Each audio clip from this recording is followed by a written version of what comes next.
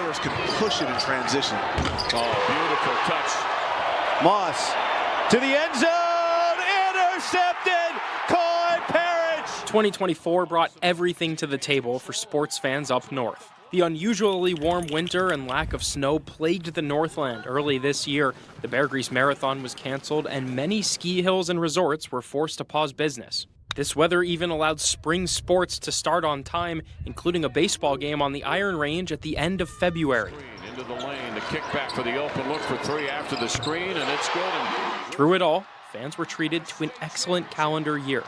Fans of Cherry basketball certainly were, as the Tigers won their first ever state championship in Class A.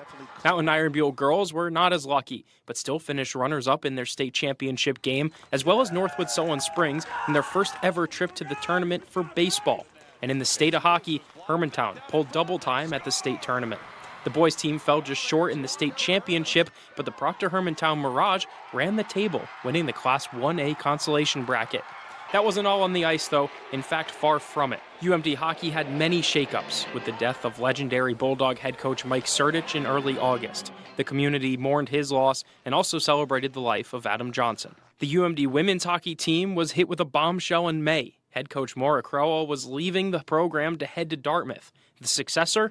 Laura Schuler, the third coach in the 25-year history of the Bulldogs. Another bench boss making their mark on the year, Mike Randolph. On November 25th, Randolph became the all-time winningest head coach in Minnesota boys hockey history. On the professional rink, PWHL Minnesota hoisted the first ever Walter Cup, and 4 Bulldogs played a big part in the win, with the cup even coming back to Amsoil Arena. From the ice to the pitch, 2 soccer teams enjoyed their best seasons in program history. This summer, Duluth FC became NPSL Midwest Region champions for just the second time ever, but fell in the national semifinals.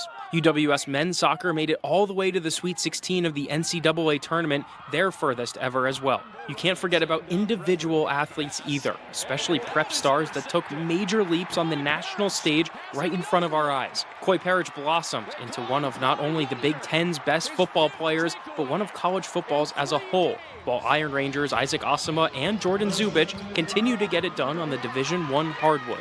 So while this year was a blast, you can only imagine what's coming next.